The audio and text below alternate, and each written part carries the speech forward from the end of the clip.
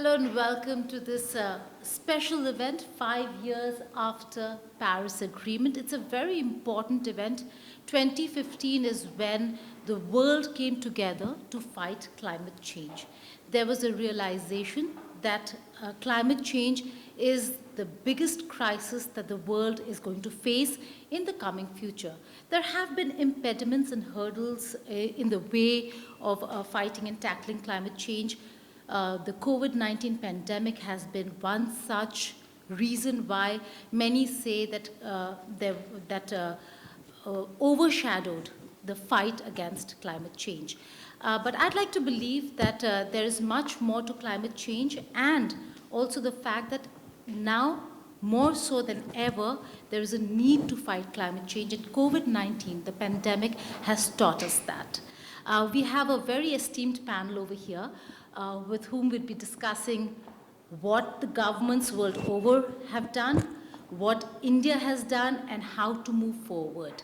I'd like to begin by introducing the youngest panelist over here, Ridhima Pandey, a 13-year-old climate activist from Uttarakhand. She is one of the 16 young activists who filed a lawsuit in the United Nations Committee on the Rights of the Child against 5 respondent countries: Argentina, Brazil, Germany, Turkey, and we are standing here in France. This is the land of France, so France as well.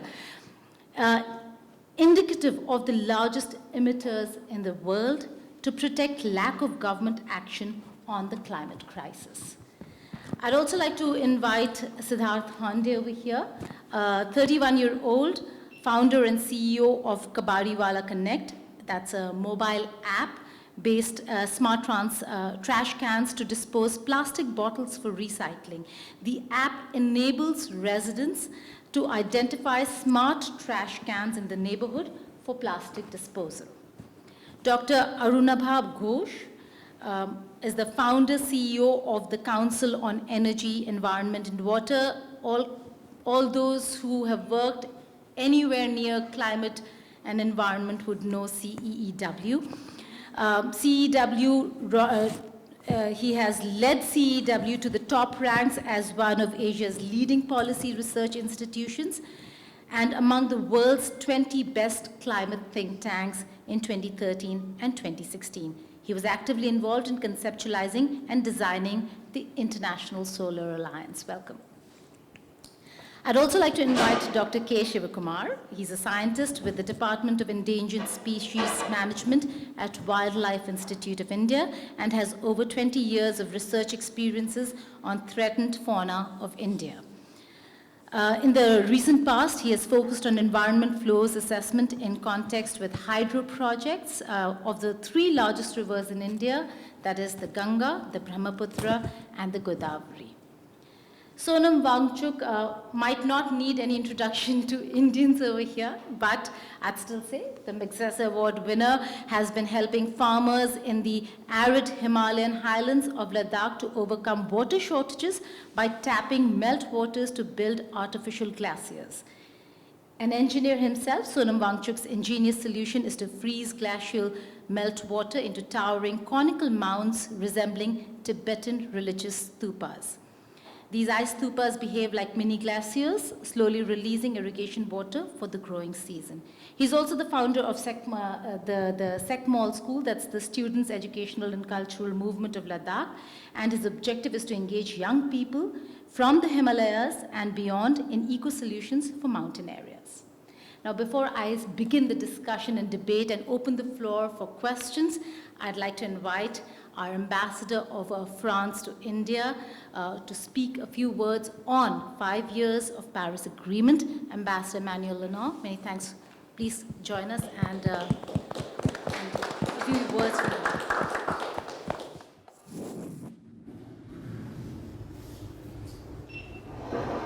you. Thank you very much, dear Geeta. Could think of no better moderator for our discussion tonight, and thank you to India Today for broadcasting us live tonight. It's very important, and we could think of no better way to celebrate the 5 years of the Paris Climate Agreement than having 5 outstanding panelists, and we are each of them real doers. We have done something with their life to advance the cause of environment and fight against climate change. And I'm very grateful to them to have come to Delhi. Some have come down from the mountains, down thousands of miles, kilometers to be with us from Ladakh. 2 others came from Dehradun, if I'm correct. One of them come from Chennai, and actually had the pleasure to meet him and to discover his, how would I describe that, startup, very smart, very agile, and filled me with hope. We went together to see the waste collection in Chennai a few days ago. So thank you very much. It's, as said by Geeta, it's an important anniversary. With 5 years after, our countries have tried to commit with national determined contribution to keep the rise of temperature beyond 2 or 1.5 Celsius compared to a pre-industrial level. We know that it's a tough mission. We know that we are not there yet, and we more or less around maybe 3, which is scary. We are entering the what we call the age of consequences, and that was the one of the main goal of the summit, that the Ambition Summit that was organized by my country, by the UK, and by the UN to take stock and to see how we can move forward. And one of the main conclusions is that the next step will be rely on you, not only on government, more on NGOs, more on cities, more even on private companies, on what we call civil society. And so that's why it's so important to have you today to contribute to raise awareness and to carry a message to large number who can be also in their city, in their villages, at their level, good promoters to advance the cause environment. Thank you for joining us, and I'm looking forward to hearing you now. Thank you.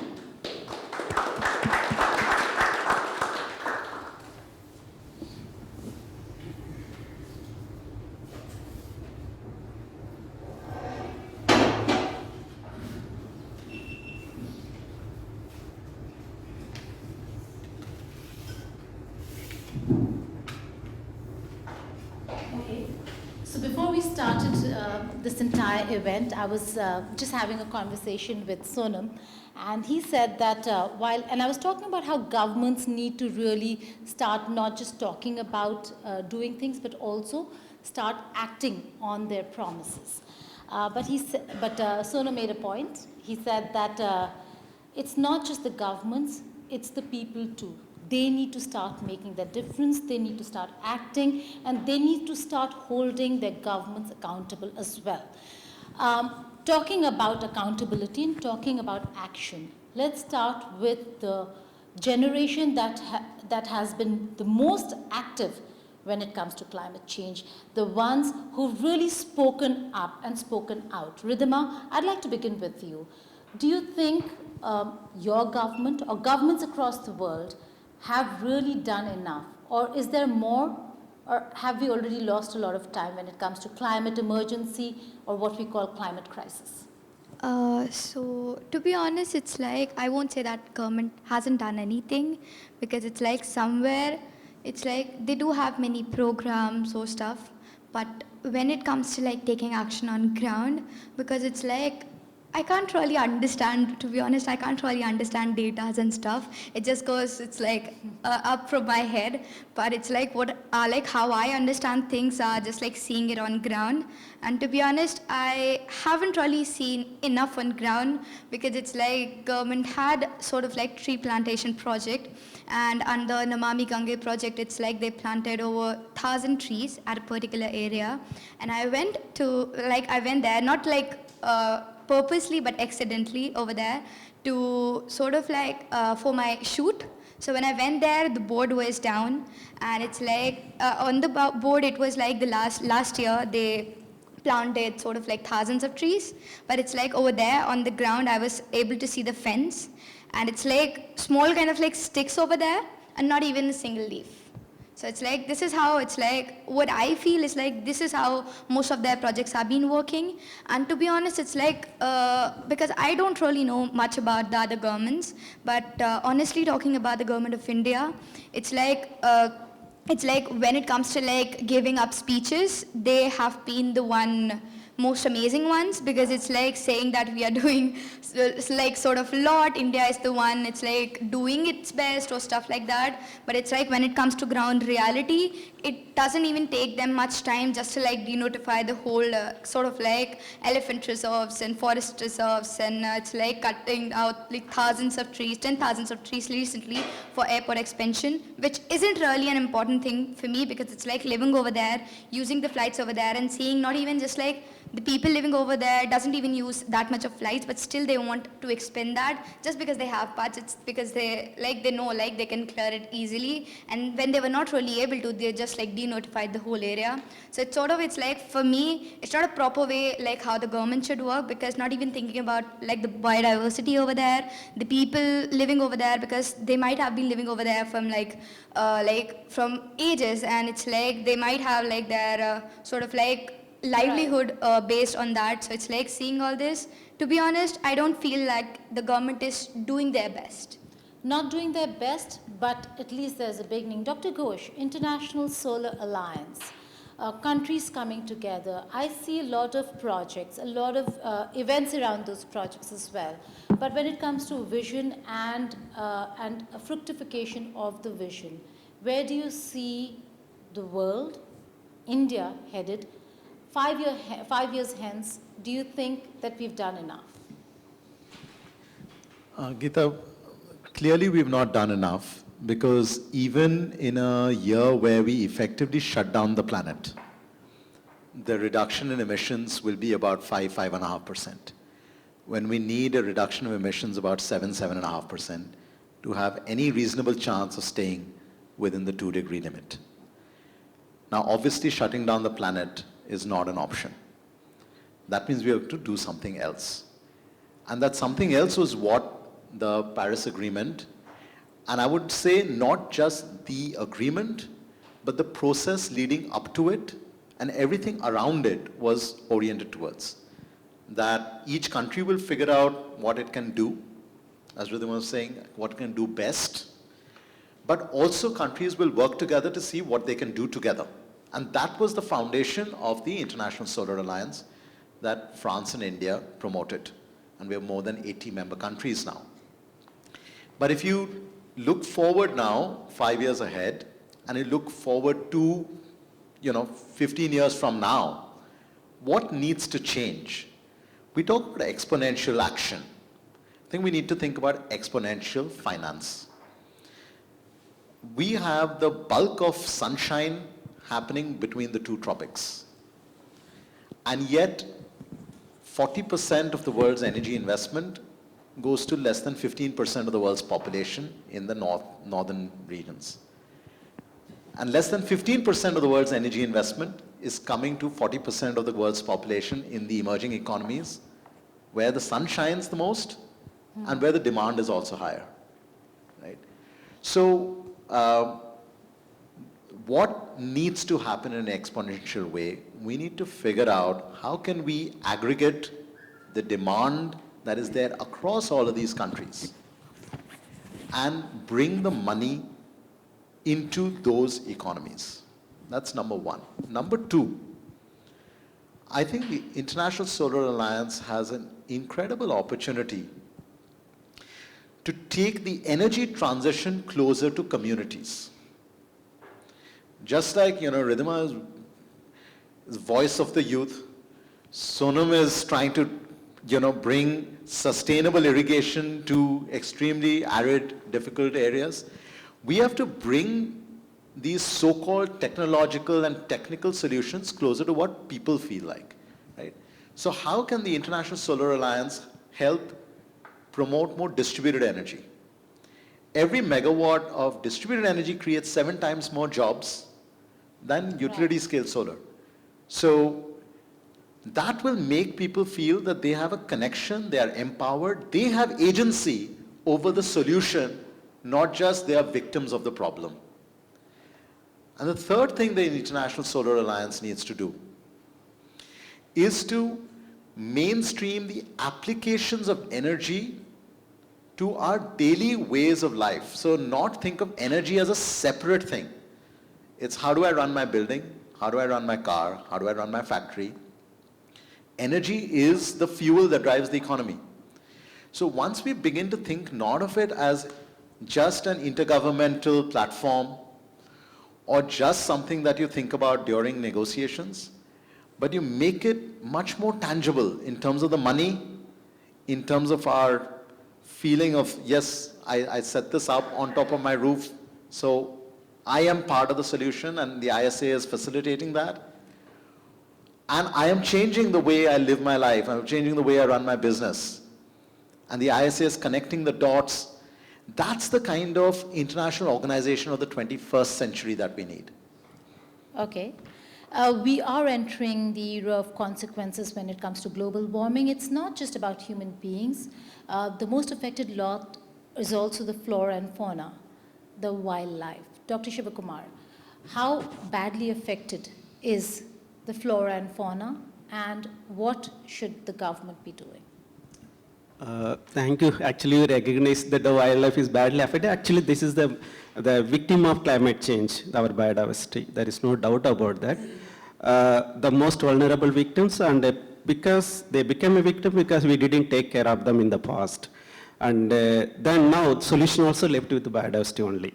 The cheapest solution is lying with the biodiversity. If we protect the biodiversity, definitely we can address a lot of issues related to climate change. But again, one thing you have to understand that whatever change is happening right now, the impact which you are facing right now, it is not happening in the 1 or 2 decades last. It's happening in the last 5, 6, or maybe more than 10 decades. So again, solving that issue also will take the more or less long time. We can't expect a solution in a couple of years or something. But one good thing happened in 2015 with respect to climate change. That's a Paris Agreement that many countries came forward and given a better roadmap how to move about that. In that, the biodiversity was recognized at a greater deal. Of course, technology's intervention needed because the cheapest technology will help many poor and developing countries to mitigate the climate adverse impact. Coming to Indian situation, what our young friend told, I could understand and appreciate her, whatever views she has it. But at the same time, India is the country, is a just developing country, still 30% of population living in poverty. And we have to take care of the people. When you are taking care of the people, country needs money, economic development. And then economic development and biodiversity conservation both should be balanced equally. And when you are doing a balance, again, the biodiversity getting into backseat. Because that's what in the government, if you look at the data which we have it right now, after Paris Agreement, the India declared almost 140 protected area, but most of the protected areas are community reserves. So we also moving towards in such a direction that involve a community to take care of the protected area. We don't want more national park or sanctuary which are strictly protected by the government. So now we are moving into the different direction. And plus we have about 20% of the Indian landscape comes under certain kind of protection, biodiversity protection. And many of you might have seen that Environment Performance Index of India, which was treated very low. That was actually because of the poor data feed which was given to the LA University, because that people recognize the protected area which are declared under the Wildlife Protection Act. But only 5% of our Indian landscape are protected as per, under the Wildlife Protection Act. The remaining 15% of the Indian landscape again protected by various other acts like Forest Act, Environment Protection Act. Those things that are not included in that. That's why we were treated very badly there. Of course, in a climate front, we are doing very well. In peace, the 9th rank is really good things to do that. Environment front also. But one thing I can assure this young girl that India really moving in a very good direction, but it will take time to get the actual result because we have to take care of the 30% of poor people also. I'd agree. On many counts, we've seen the Indian administration, the government really come out with policy formulations or awareness programs. Beat Plastic Pollution was one such program where we saw not just the Prime Minister, but various ministers, ministries, departments, state governments really take the lead. Siddharth, if I could come to you, waste treatment is very important, but using technology, using apps, and asking people to be a part of that entire change in how you see waste treatment. That's a very important aspect of what you do today. Yeah, so yeah, no, it's absolutely important. I think it's interesting how everybody's coming together and plastic has become this kind of flashpoint in the discussion about the environment and what the kind of world we want to live in. But I just want to kind of step back and kind of like, talk about, so mismanagement of plastic is a subset of a mismanagement of the entire municipal waste management system, feedstock. And urban India is generating, I think, 60 million tons of waste every year. As we grow, we become wealthier. We're going to be generating 150 million tons. So we've had this basic problem of waste management. And I think that unless we go and tackle that beast, plastic is always going to be one of the issues that is part of that larger problem. So I hope that the flashpoint on this plastic discussion spurs a discussion on what is the waste management system of the future going to look like in a country like India and Southeast Asia. Right, and before I throw open the floor for questions, I'd like to come to Sonam. Sonam, we were discussing synergy. It's very important that people connect with policies and that policies are meant for the people. In terms of doing that, awareness, bringing people, bringing children into the entire system, the ecosystem of combating climate change. How have you seen that change come about in Ladakh? Thank you. First of all, I want to felicitate the French Embassy for taking up this discussion. It was a historic and breakthrough that showed us in Paris that people around the world can come together and do what seemed impossible. So, secondly, yes, my main thing in all activities that we take up is that it should be people-centric. And it goes to the credit of this agreement that even though in a country like India, you will find climate change and environment is not very high on the agenda of people.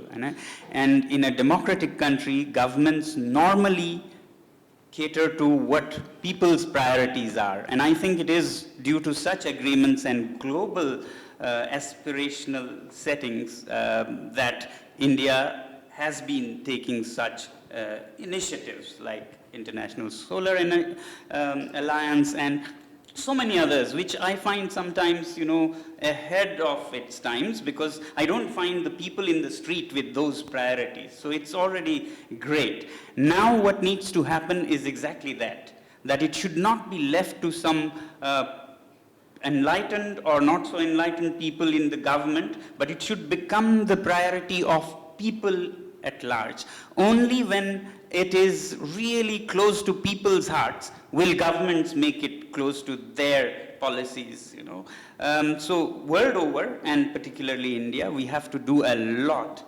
And not just Ladakh, but generally I feel people have to evolve a bit. Yeah? People, normally you would say that, human beings are much better than other living beings in that they can do things with next year in view, the year after next. But perhaps this is not enough for such calamities as climate change. We have to evolve beyond to see what comes for our grandchildren. For example, in Ladakh, the wisdom that I really value is that people in villages make decisions always discussing what it will mean for our tatu, we say, which means our grandchildren and great-grandchildren. So that we need to bring in education, in discussion, because I'm very impressed how the whole world reacted to COVID, for example. We are in the middle of it, and yet the death toll in COVID is like 1.63 million. It may be 1.8 or something in a year. But do you know, air pollution alone causes more than 7 million deaths in a year, and we don't even talk about it because it looks far away. Climate change looks too far away. It's not in the scale of human. When it comes to climate change, we behave like animals do. Not like humans that can see beyond. So we need to have that perspective of looking far beyond. And therefore, I feel we need to really do everything possible socially and governmentally. Of course, governments may not do as long as it is not the priority of the people, but every other force in society should work towards making this a reality. Climate change and environmental issues will be the biggest killer in the coming times, and if we can act for something much smaller like COVID. I have all my sympathies with those who have lost people, but we must remember that hundreds of times more are being lost to environmental reasons. So that's what we also try to do in Ladakh. For example, we are at the forefront of climate change effects. Together with those at the sea level, we in the mountains are losing our lifeline, which is our glaciers, and very soon we'll become climate refugees. So while we work on artificial glaciers and ice stupas, we don't think it's something to brag about or be proud about until the lifestyle of people change, mindset of people change around the world in the big cities. We can't fix our problems with some artificial glacier or such solutions. So therefore, last year we said it's good to fix things here, but we have to also launch a global movement. While I appreciate initiatives like Ridhima's or Fridays for Future, we have to make all people feel viscerally what they are doing to places like Ladakh and those by the ocean and the wildlife. We talk of 3%, 2 to 3% death rate in COVID, but we never even discuss that 52% of the entire wildlife is wiped in 40 years. WWF report says that between 1972 and 2012, 52% of the wildlife is gone. And that is not as big an issue for us, where we seem like viruses for the rest of our siblings in the wild. So these should be brought. Well, that's a figure that should sink in before having any conversation or debate. Just to sum it up, beautifully put, survival can be a very fancy word, but living healthy and living well is maybe much better than trying to survive. With that, I'll open the floor for the audience to ask questions, but I'd first like to invite the Ambassador of the European Union to India, Ambassador Ugo Astuto. Many thanks for joining us here. Please do come up and say a few words on how Europe is trying to combat climate change. I'll just get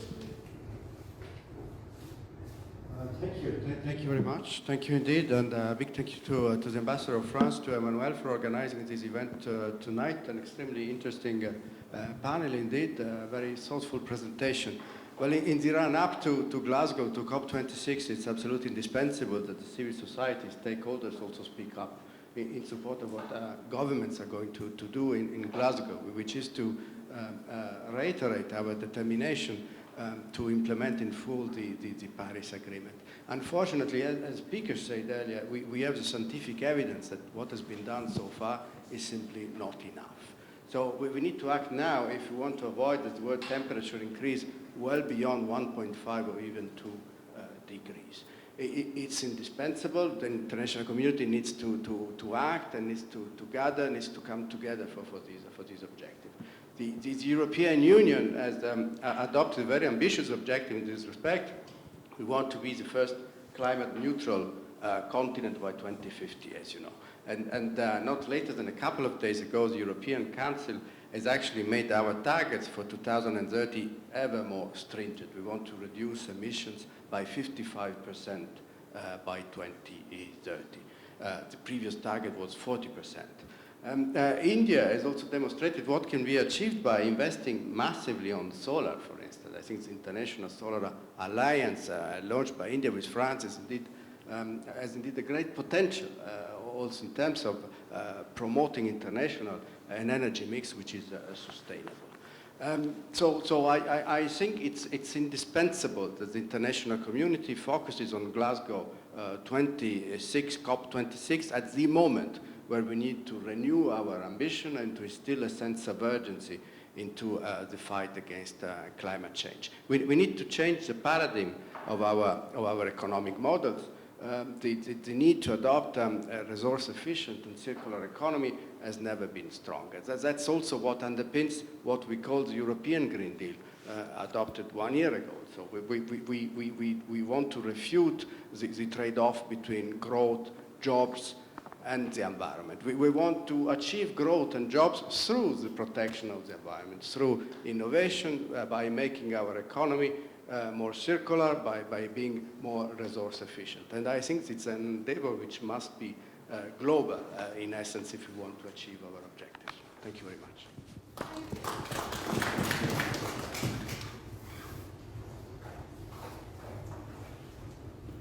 I'd like to open the floor to questions, if there are any for the panelists. Let me begin with you. Introduce yourself, a brief introduction, and then the questions. So hi, my name is Yama. I've been working in France for last 5 years. I was working as global brand manager in Sodexo. And I graduated from HEC Paris. I did masters in marketing over there. And my question is pertaining a bit towards marketing side, and I agree very much to what Mr. Sonam pointed out. It was like he was speaking my mind, that for so many years I've been following this discussion and I have been going for such discussions and hearing people out and trying to understand that why are we not speaking to people? Why are we not making them a part of it? Why are we not marketing this climate change discussion well? Why is it only related to only close group of people who are here and all of us discuss and then we go ahead with our lives? Yes, it is important for us, but for example, like he pointed out, that COVID was made important for each and every person on the road. So if you're talking about 2030, the government today is not going to worry about 2030 because they are not sure if they are going to be in 2030 here or not. People today who are not sure if they are going to live tomorrow or have COVID and die, they are not going to worry about 2030. So show them the reality of today. Why are we talking about 2030? And then we are saying that it's about the planet. Why are we not telling it's about us? It's about the human race. Why are we letting it fall on something else that people are not even understanding? So I just wanted to understand from this panel, this August gathering over here, that why are we not marketing climate change well? Dr. Ghosh, you want to start? Well, first of all, this is a spot-on question because when I was speaking to some of you offline, saying our mission should be, and at CW we are already trying to follow that mantra, but I'm talking about the community at large.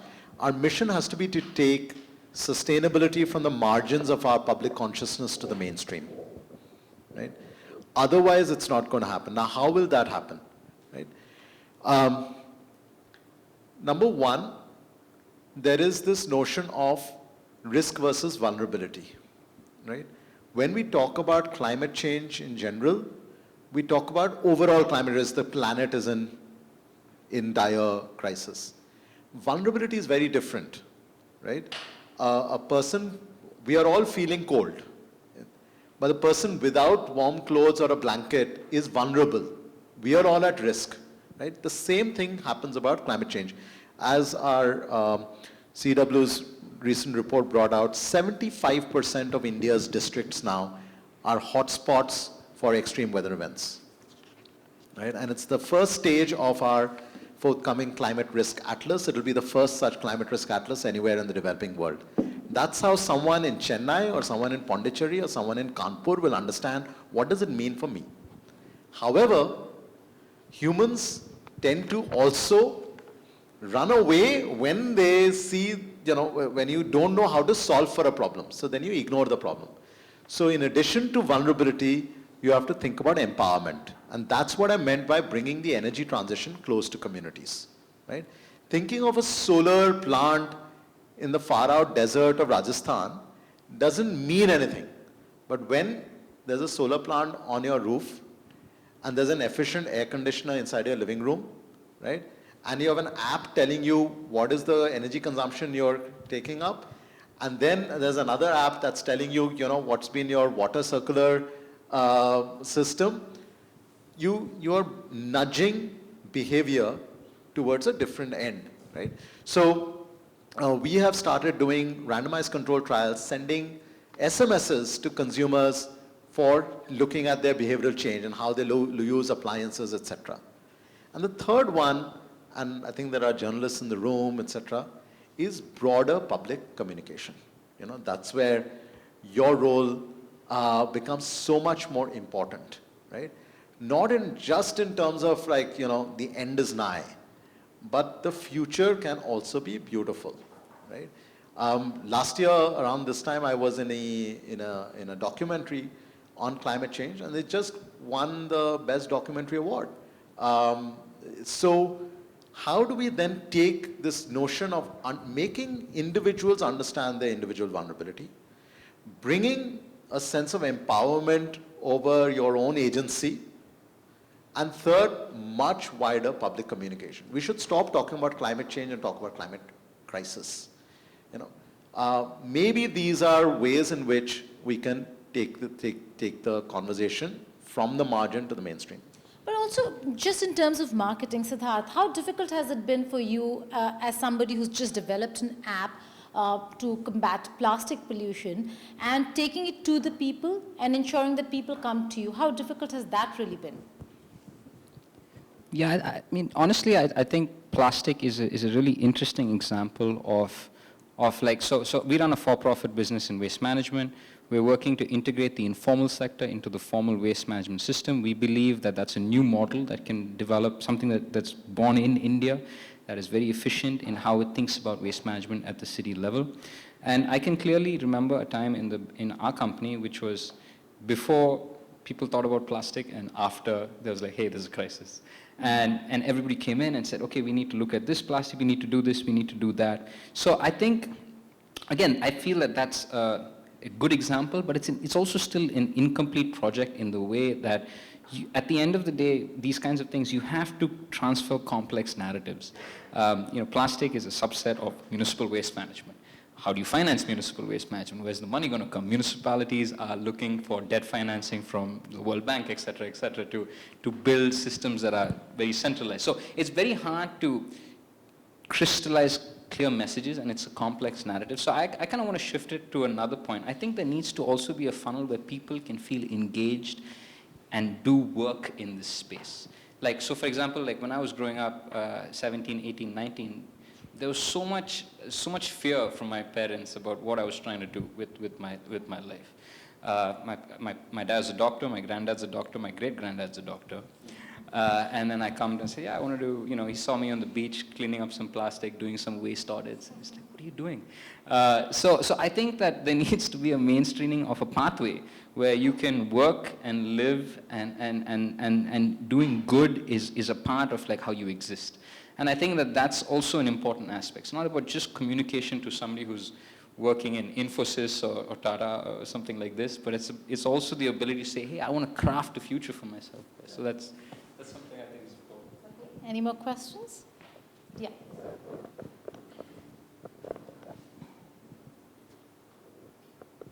Hi, good evening, everyone. I'm Nandini.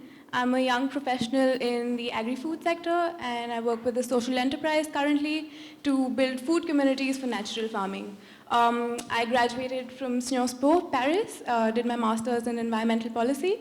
I have 2 questions. May I? Yes, please. Thank you. So one is, on a general level, as a young professional, I don't agree with the fact that we're not marketing this very well. I see people around me talking a lot, in fact, about environment and how we need to make changes. Where I see there is a big gap is between words and action. Why can't we make people actually implement what they believe to be true, or they write, for example, on social media, which is such a big channel for our generation and I think coming generations. And the second question would be to you, Mr. Sivakumar, specifically. What are your findings in reserved areas or protected areas versus community-based biodiversity management in terms of GHG emissions? Which working or what sort of collaboration between these 2 mechanisms do you seem are most effective to mitigate emissions? Okay, can you take the second question, and then Sonam can take the first question? Okay, good. In fact, the previous speaker was asking about the marketing. The problem with our country is, even for a wildlife, people think that if I go there, your wildlife entering in my area. Even people won't own the wildlife, it belongs to somebody else, not belongs to the people. The same thing for the ownership. People, very difficult to make them understand that whatever problem we are facing, we are responsible for that.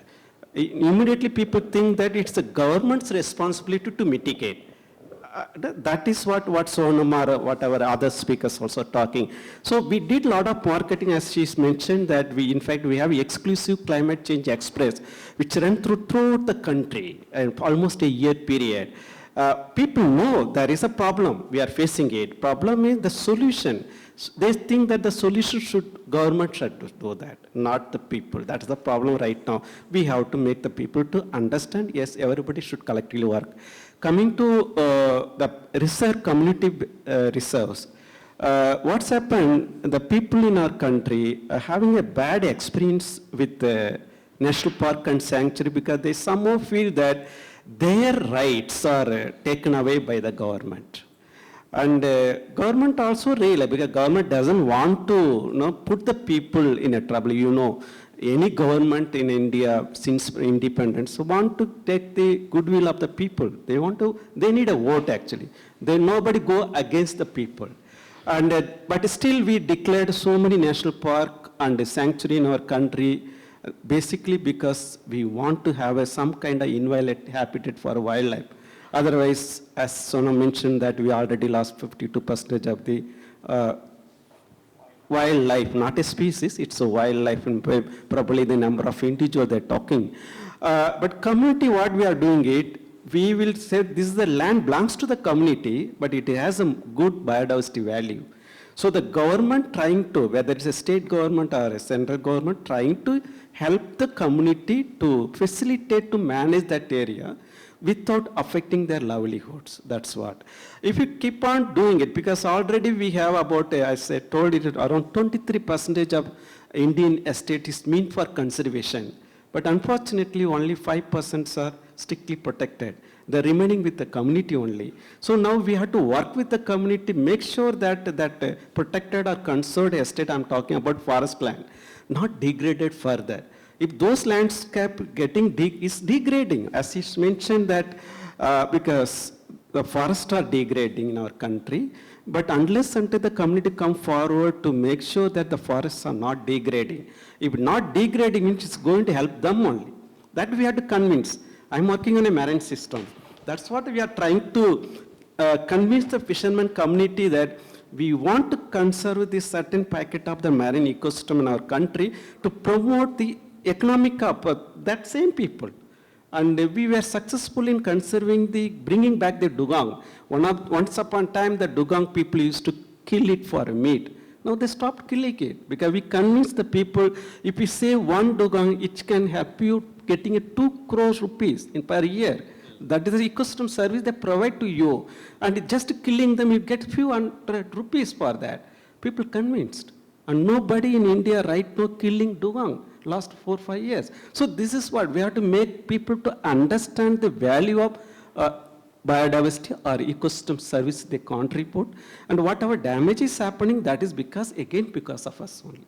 We can't expect government to do everything. So we have to work together. But definitely I'm telling you, the community reserves or any area, landscape, which is with the community involvement, if we take care, definitely it will bring down the carbon emission. Sonam?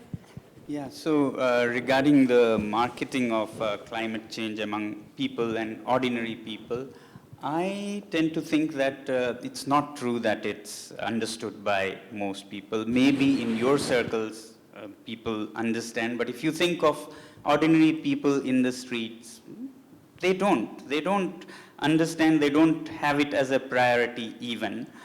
Well, even if it was marketed very well, maybe 100% became informed, that's not enough. I think in America, they're very well informed, but they become completely callous. So what we need to evolve to is, along with awareness, we have to groom our children with empathy also. Only when there is empathy for what is happening to our siblings, on the planet, which are not human, maybe things will down upon us that we are doing a heinous crime. For example, in Ladakh, talking of plastic, we're now talking of ban on plastic, apps on plastic. In Ladakh, plastic bags were banned socially, no government action at all, by 1995. So way before the rest of the country started anything, it was banned, because the people, particularly the mothers, village mothers, saw that cows were dying because they were eating, thinking that things in the wild or on the roads are eatable. So they were eating plastic, and then that would collect, and they were dying. And it moved people so much that they socially, there was zero governmental awareness or initiative at that time, even globally, I think. And they completely stopped. Until date, you will not find plastic wrappers, bags, single use in Ladakh for that many years. So I think modern education and modern life has bereft us of that empathy. And I see that when I come to big cities, leave aside cows, we don't even seem to care about people who have fallen on the street in an accident. We just walk past. So that loss of human quality has to be brought back also, along with marketing, is what I think, together.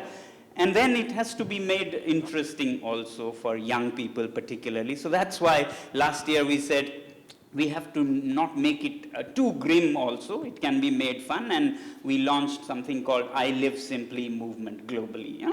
Like Fridays for Future young people are doing. Similarly, we thought every citizen needs to feel for it, and in a light and fun way. So it was a crowdfunding campaign where you didn't pay anything in dollars or money, but you paid in pledges. Pledges to change your lifestyle. So choosing bicycles over car, trains over airplanes, vegetarianism, planting trees, and we would convert them into how many dollars worth you're contributing to the earth. And they feel great, they are contributing $5,000 worth, and it is actually true. It's not just a number, because if you really take bicycles, that gets registered. So education in the larger sense of the, making it a part of people's life.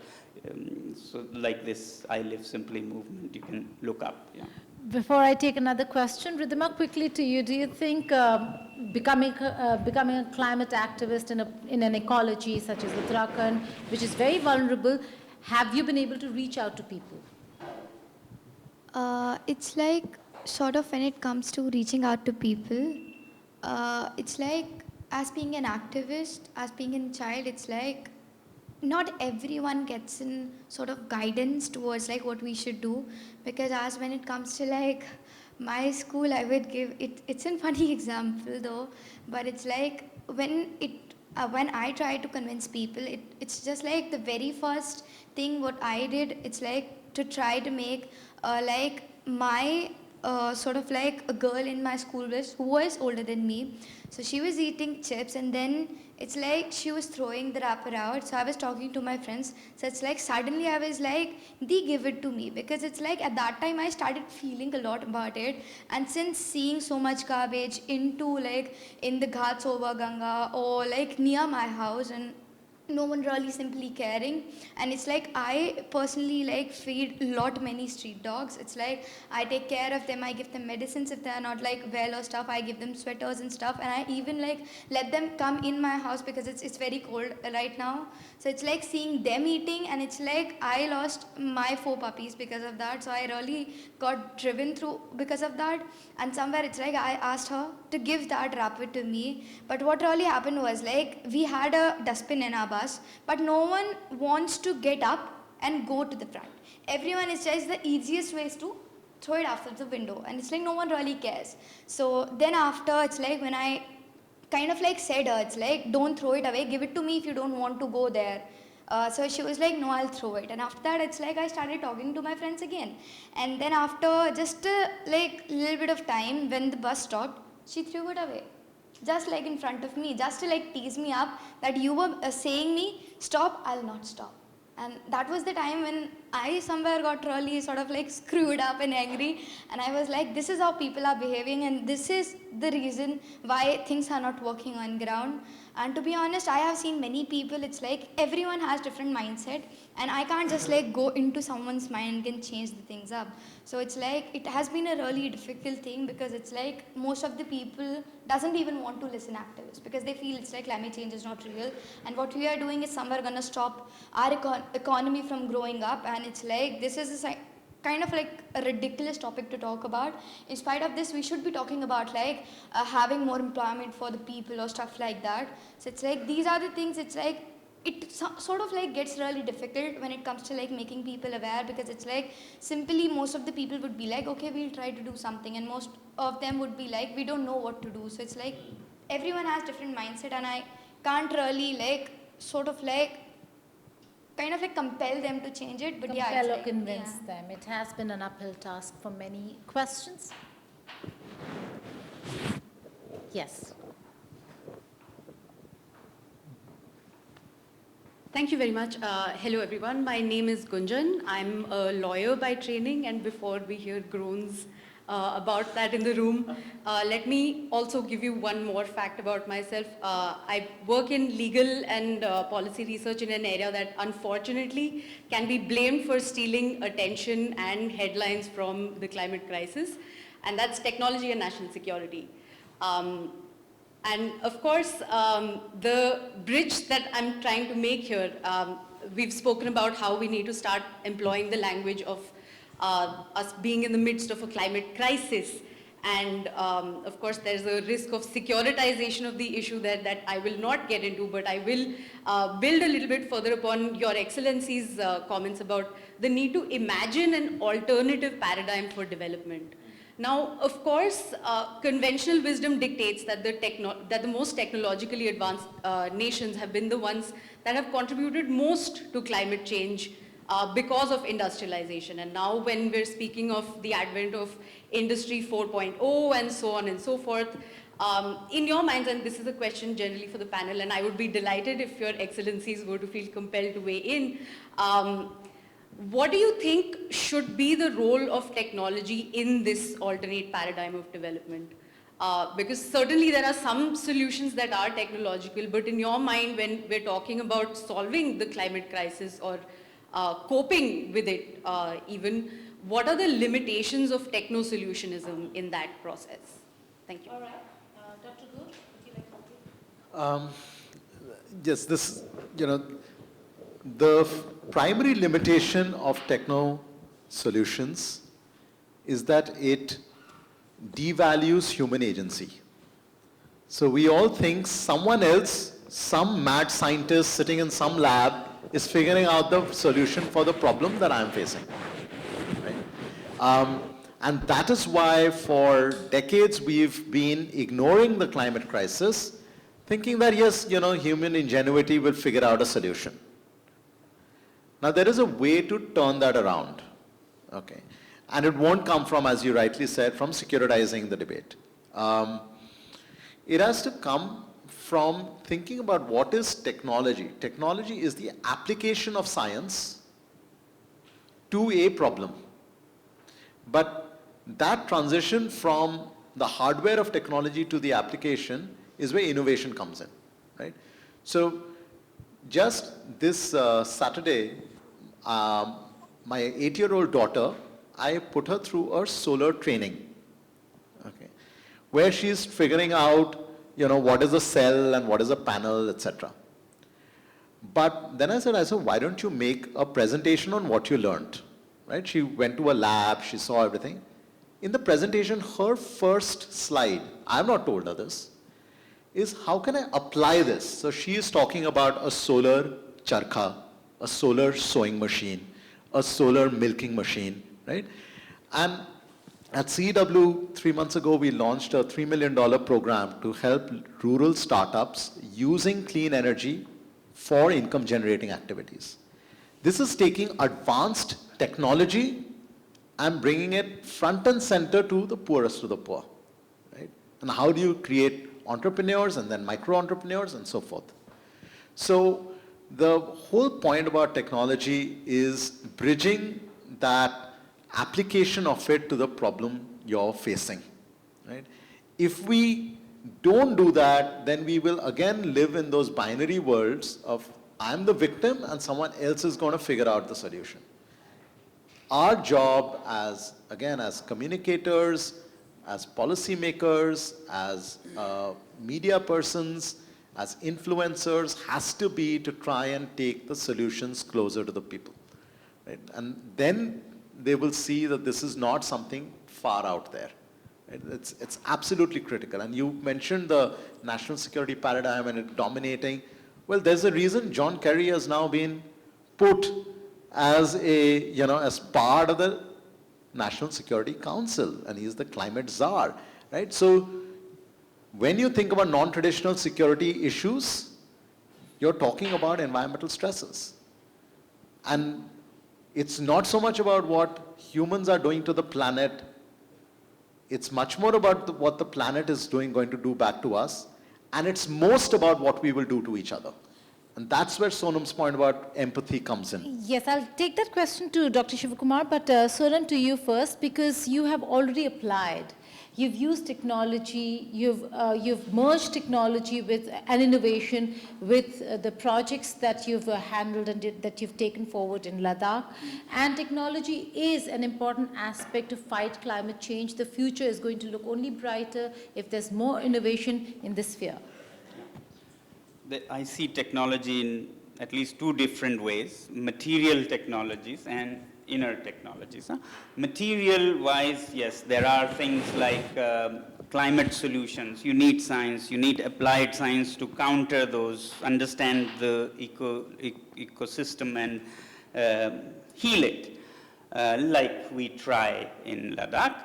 But other than that, we humans have become too complicated. The first thing we need to learn is to simplify our lives. If we want to use solar panels to do the very same things that we have been doing, I don't think that's the solution. You'll have so many other problems. If you continue to do the same things using some other source, it won't be a solution unless you also learn to work inwards. And that's where India has led the world. When I talk of inner technology, imagine, one is to satisfy our desires with all kinds of materials and technologies. The other, 2,500 years ago, Buddha said, it is a greater achievement for a human being to conquer a single desire than to fulfill 1,000. Unfortunately, today we consider someone successful when they have satisfied maybe 900 or 1,000 desires, not conquering desires. So that's where yoga or vipassana, these are inner technologies that actually can dissolve your desires. So the rich is a person who doesn't want anymore.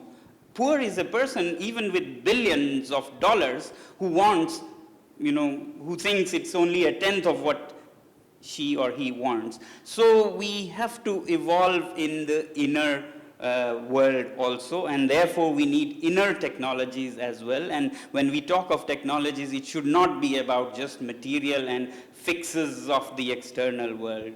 That's what education should do, I feel. Absolutely.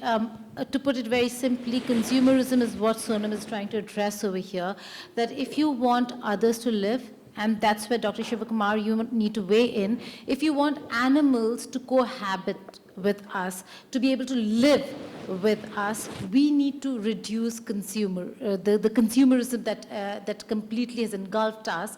We need to ensure that we reduce that aspect in our life.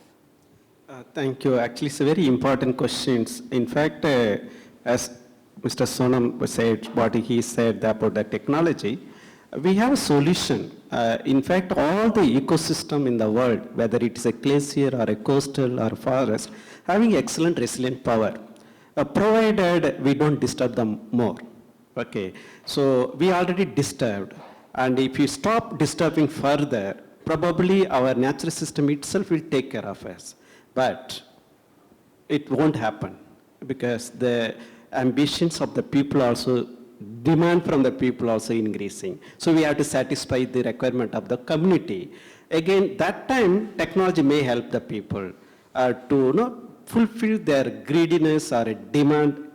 One side greediness, another side is that actual demand, the acceptable demand from the community, because we have to, many people are living on the earth without food also. So we have to feed them. That's one thing. But what I say that if we create more green on the planet, but good green, again we are getting into bad green also somewhere. So we don't want that. We need a good green, either in the land or on the water also. Water too have a green, planktons. In fact, the planktons in the sea actually bring down more carbon from the atmosphere than the land and the forest. Okay? So many people even may not knowing it, in that the plastic pollution, what any other pollution shouldn't go there. So that's what I want. The technology should make sure to fulfill the demand of the community and making sure that we are not actually putting more pressure on the existing biodiversity, one thing.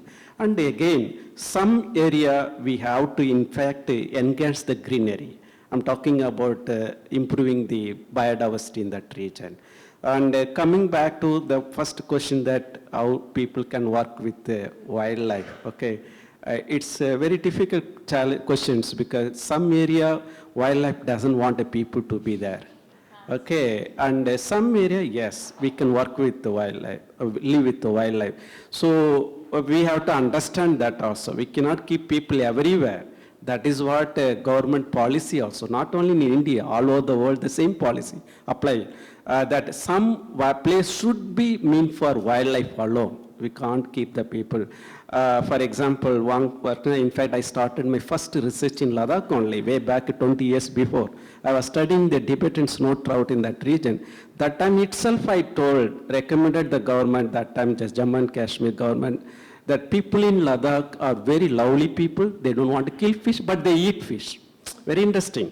They eat fish, but they don't kill fish. And two of my field assistants are Ladakhis. They refused to catch fish with me when I'm doing a study. And at that time what's happened, the people in hill area, they divert the steam water for their agriculture. And that is the traditional way of irrigating their agriculture field. When you're diverting the water, what they do, they put some stones and permanently divert the water. They don't allow the streams to meet the main river. Sometimes, okay? That breaks the connectivity between the small streams and the main river. That time itself I suggested this is not the way, and we have to educate the people. They are good people. Unfortunately, they are not aware what damage they are doing to the streams. Because of that, the fishes diversity in Ladakh was declining that time. I'm not sure because unfortunately that was the last study in Ladakh on fishes, and someone youngster has to take care of now.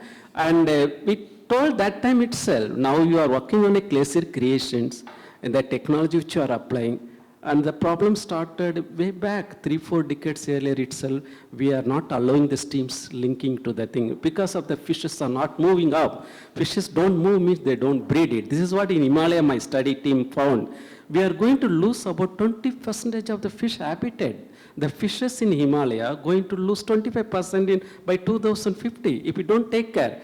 But again, how can we take care? Take care means make sure that the fishes are moving up to looking for some refugee areas in the future, provided the temperature in the downstreams are increasing. When they want to move up, but we are not allowing them to move up, because there are other projects are coming up.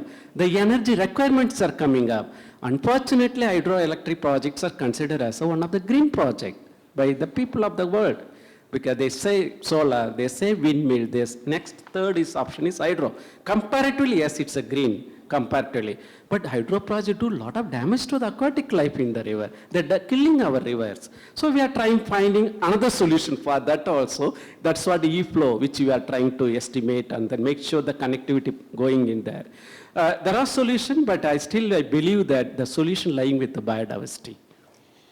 2015, when the Paris Accord was signed in Paris, I was reporting out of there, and this was a very important conversation that took place in Paris as well. It was not just about climate change and tackling climate change, but a larger debate on climate justice and changing the way of life, which is what a lot of our panelists have focused today. And I'll come back to the youngsters, whether if they will be able to control their greed and reduce consumerism or not. But first, if there are any more questions.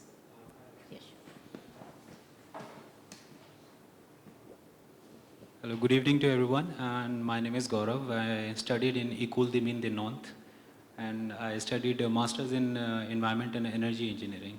So at the end of my course, there was a 6-month internship, and I did my internship in plastic waste to fuel. So while I was doing my research, actually I thought that now these are the phases we are actually going through an energy transition phase. Now that means like from a conventional energy resources like fossil fuel, we are going to non-conventional energy resources. Now that comes solar, wind and hydroelectricity. Now my question is to all of you, all the panelists, and please contribute if you can. So the thing is like, okay, we have like India has proposed 100 gigawatt, infrastructure for solar that has to be achieved in the next 10 years.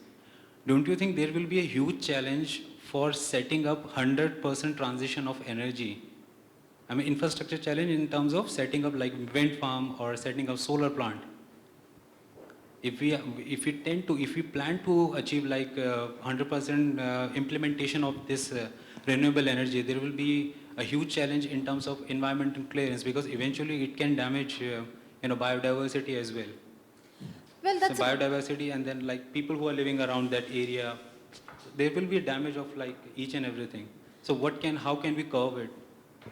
That's a very important point he makes, and I'd like everybody to address it. He's talking about balancing. If you're talking about 100% renewable energy, it will take a lot of, it could cost the environment a lot more.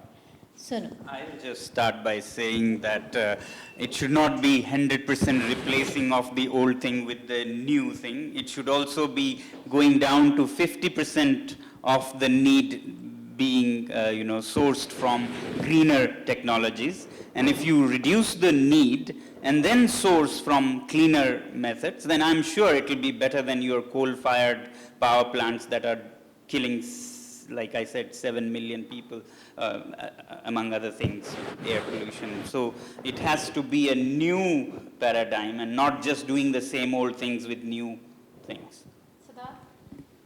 Yeah, I just want to come back to this question about this technology, this technocentricity kind of a thing. Because I think it's so fundamental to a whole bunch of issues that we have, and we have this lack of imagination of what the future is going to be looking like. For me, technology is just an enabler. Apps, etc., these are great. But for us, the fundamental vision when we think about waste management is looking at these waste pickers, kabadiwalas, larger scrap shops in Indonesia. You have kabadiwalas, they call lapaks over there. So we're looking at what is there, and we are looking for evidence-based solutions that go forward. And then tech comes as a layer that then scales that. So I feel like this tech thing becomes a little bit of an issue that I would push the ambassadors to also look at as to what is the future collaborative element between the EU and India around, is it just tech transfer, quote unquote, let's get this machine here, let's do this, it has to be more than that.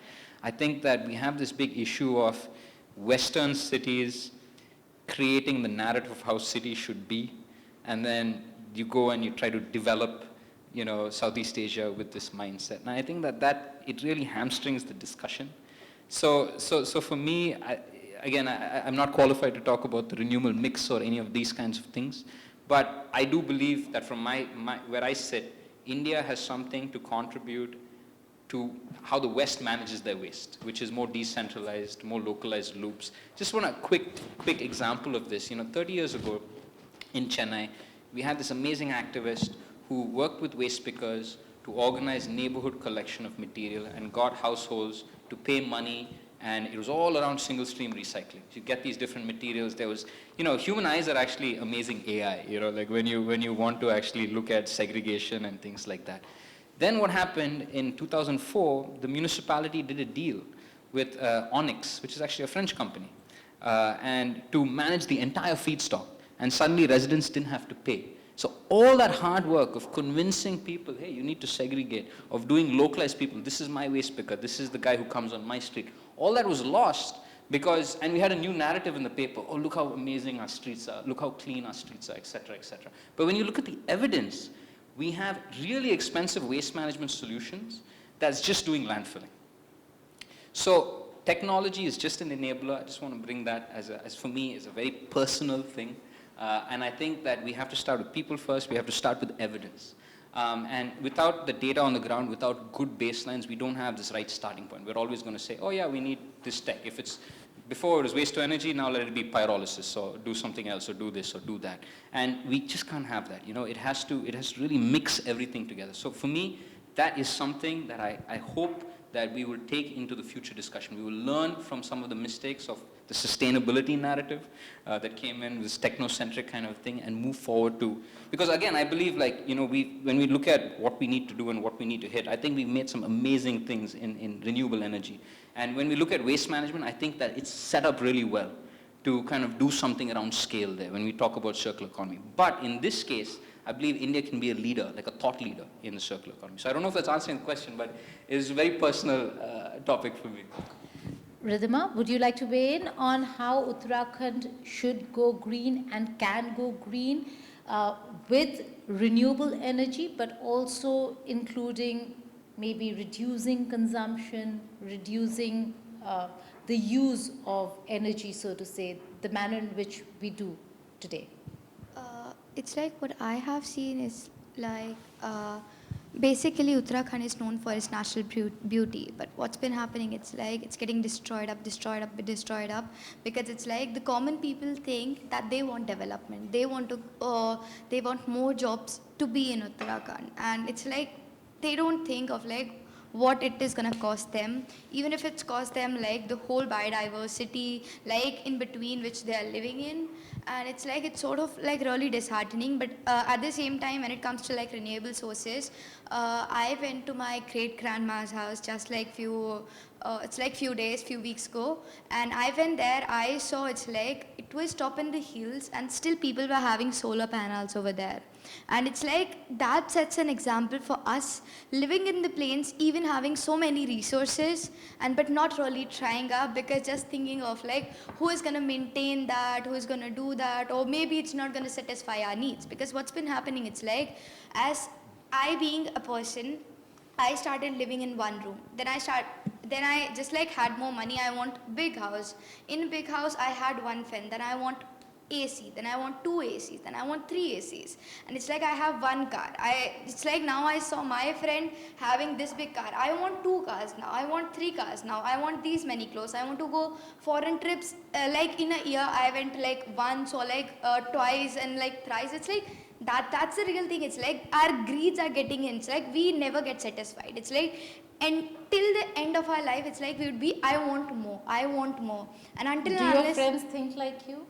It's like, I don't know, but it's like, I have seen, it's like my friends basically debating about, I went to this place, I went to this place, even it's like my friend went to Ladakh, so she was like, I went here, I went there, and it's like, I was sitting, I was listening, and when they asked me, like, where did you went to? I was like, I was just sitting at my home chilling. It's like, it's good to like stay at your home as well. It's like, so it's like our greeds are getting more built up, and it's like, those solar can't satisfy our like greeds, because it's like, it's getting up and up and up, so it's more important for us to sort of like stop at a point. And it's like also think that, okay, there are many people out there, those who want resources, because as we being a privileged one, sitting in this room, having all the resources, having sports, like mask and everything. But it's like when you go to the streets, it's like if we just talk about COVID, most of the people doesn't even have masks. It's like when we talk about winters, they don't even have sweaters and anything. So it's like just being the one selfish and being thinking about ourselves won't work for me, I would say. Dr. Ghosh, can renewable energy completely be, can it replace non-renewable resources of energy completely, 100%? Or would that cost the environment? The answer to both your questions is yes. The question is how do we manage it? Yes, we can have a complete 100% decarbonization of the power sector, and then a significant electrification of the entire economy, and therefore you're drawing on renewables. Take Indian Railways. It will be the first large railway system in the world to run entirely on electricity. And, 25% of that electricity can come from renewables. But I agree with everything that Sonam and Ridhima and Siddharth have mentioned, which is that it cannot be a substitute for an unmitigated lifestyle, right? So we need a circular economy of waste. We need a circular economy of water. We need a circular economy of minerals, right? To take just one example, a few months ago, people were super excited by a presentation by Elon Musk where he showcased an electric Tesla SUV truck, right? So the point is, right, so you're like, oh wow, what an amazing technology, what an amazing visionary, etc. And you wonder, if you're a city dweller, why do you need a truck? What is this obsession with driving a truck, right? But this is what, every second consumer in the US wants a pickup truck. And now I have a Tesla electric pickup truck. Now, what does that mean in terms of environment? We want that electric pickup truck to drive 500 kilometers. Okay? Therefore, you need a battery that's going to have a huge amount of lithium and other minerals in it. So last year, what we did was, we surveyed urban India. It was the largest search survey on urban mobility. We asked urban Indians, how do you move? 60% plus of urban India walks, right? And those using motorized transport, the average distance of the trip is 5 kilometers. He says, hang on, then if we want to go electric with our vehicles, great. But I don't need a battery that will last 500 kilometers. I need a battery that will last 50 kilometers. Do 10 of those 5-kilometer trips. Suddenly, I'm eliminating a lot of the minerals for which I'm also digging up the earth. Right? The last point I want to make is, that the poor are actually at the edge, at the frontier of experimenting for us. A few years ago, I was looking at distributed energy solutions, and I met a rural banker in Karnataka, and he was giving out small solar loans. I said, how do you convince somebody to take that loan? He said, first I convince them to reduce the electricity load. I said, how do you do that? So he said, I go to a farmer and I say, you're consuming 2 units a day, or you're consuming 5 units a day. Suppose you reduced it by 2. Every day, that means you're saving 60 units a month. So apart from the money, this is your contribution to the country. You're saving the country 60 units. This is you being a patriot. So that's amazing. I can't imagine an urban dweller saying, this is my patriotism. Then I went to one of his customers. He was a farm laborer living in a thatched house in a forest. He has no land of his own. He had a solar panel on his roof.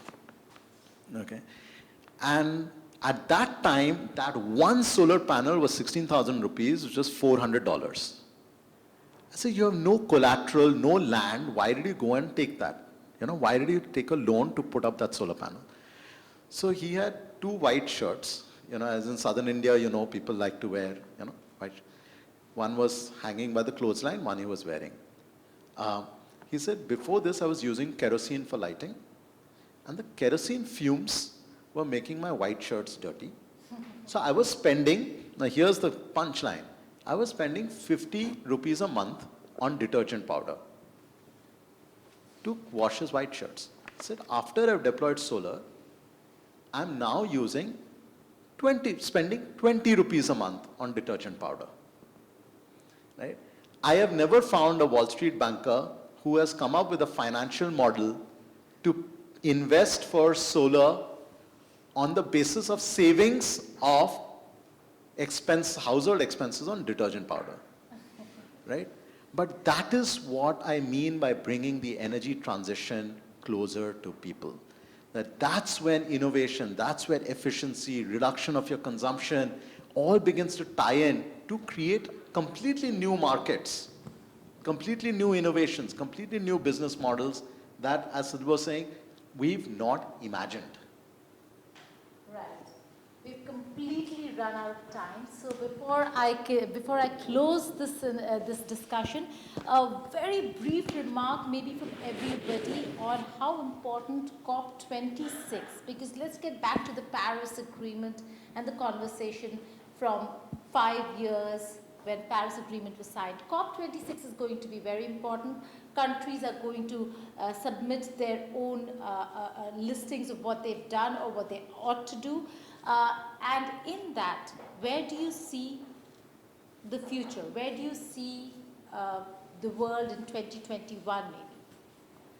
Dr. Sivakumar, from you, very briefly. The one thing I wanted that everybody agreed here is the world is not for the satisfying the greediness of the people. So, okay, we can meet the basic demand, the minimum demand required for the people, not for their greediness. That's a very similar. If anybody want to be greedy, they want to use more energy, maybe we can think about even putting a climate tax. We can think about taxing those people who are actually wasting energy, I can say. But again, the future, once again, come back, biodiversity. Because that is the cheapest solution for us available. And not only cheapest, that is the best solution also. So why don't you go for that? So if we take care of the biodiversity of the country, we can easily combat the climate change. That's what I'm looking forward. Very quickly, I see COP26 as serving 2 roles, an endpoint and a waypoint. It's an endpoint for putting out new ambitions, new targets for our long-term goals, but it's a waypoint for triggering near-term action. And that's where the European example becomes important. It's not just the 2050 goal. It's what you do in 2021, 2022 to 2030 that also matters. So the road to COP26 is important, but the road through COP26 is going to be even more important. Ridhima?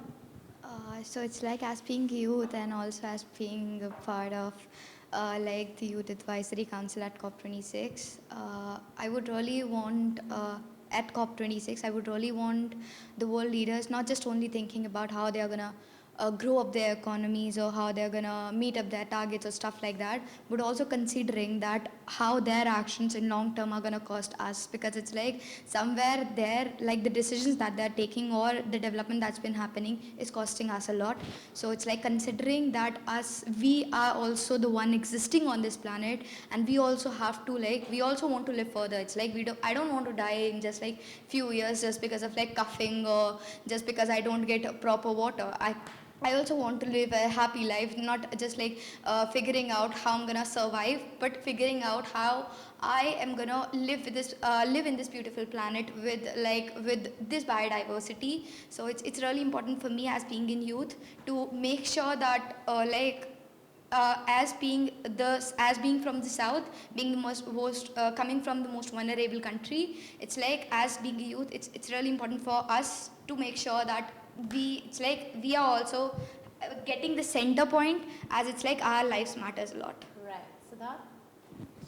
Tough question. I mean, I think for me, I hope, my hope is that India generates a list of what we consider some unique things around that we are already doing around the circular economy. We need this kind of accounting of this incredible stuff that's happening at the village level, at the taluk level, at the city level, and we need to come with that list and say, how do we scale this? How do we grow this in a thing that puts people first, puts the poor first? I think that would be really incredible, so that we really take on a leadership role in building the kind of future that we want in Southeast Asia. Because I think that's going to be the key geography in some way, and we share so much in common with Indonesia, with Thailand, with Vietnam, and I think there needs to be more South-South collaboration from that perspective. Sonam?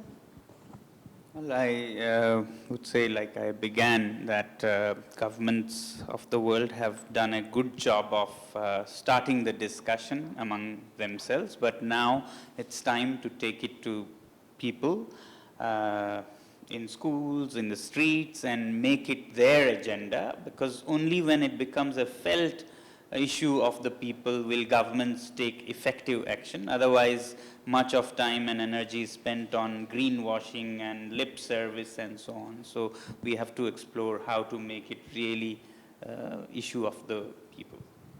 On that note, I'd like to close the session by thanking our panelists for their views, their opinions, and their own inputs as to what governments should be doing. I'd also like to thank our excellencies over here, European Union Ambassador to India, Ugo Astuto, as also the organizer of this event.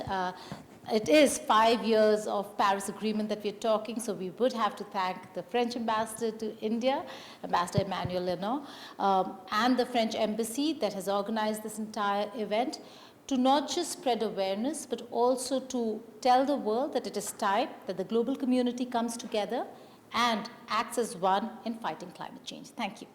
Thank you.